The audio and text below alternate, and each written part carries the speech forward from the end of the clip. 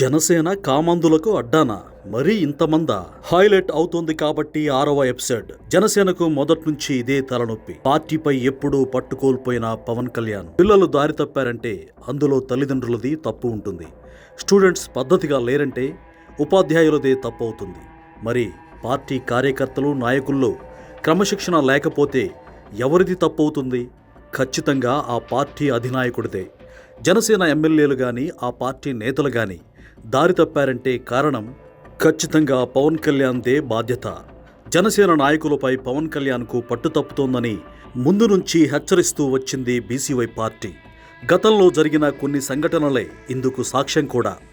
Johnny master తెలుసుగా, famous choreographer. తన దగ్గర పనిచేసే ఓ మైనర్ను లైంగికంగా వాడుకున్నారనే ఆరోపణలు వచ్చాయి. ఆ కేసులో జైలుకు కూడా వెళ్ళొచ్చారు జానీ మాస్టర్. ఈయన గారు కూడా జనసేనకు ప్రచారం చేసిన వ్యక్తే. అధికారికంగా పార్టీ కండువా కప్పుకోకపోయినా పవన్ కళ్యాణ్ పట్ల, పార్టీ పట్ల అభిమానంతో మాట్లాడి తిరిగిన సందర్భాలున్నాయి. సో ఆ సంఘటన తర్వాత జానీ మాస్టర్ను పక్కన పెడుతున్నట్టు జనసేన నుంచి ఓ ప్రకటన వచ్చింది. ఇక నర్సీపట్నం జనసేన ఇన్ఛార్జ్ సూర్యచంద్ర కూడా అలాంటి వాడే అనే ఆరోపణలు వచ్చాయి. పెళ్లి చేసుకుంటానని నమ్మించి శారీరకంగా వాడుకున్నారనేది జనసేన నేత సూర్యచంద్రపై వచ్చిన ఆరోపణ. ఆమెనే స్వయంగా సూర్యచంద్రపై ఆరోపణలు చేసింది.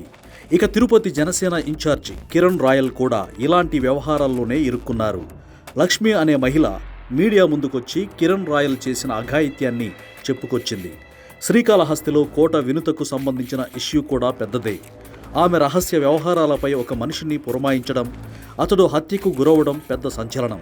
ఇవే కాదు, ప్రతిపాడులో మహిళా వైద్యురాలిపై నోరు పారేసుకున్నాడు అప్పటి జనసేన ఇన్ఛార్జ్ వరుపుల తమ్మయ్య బాబు.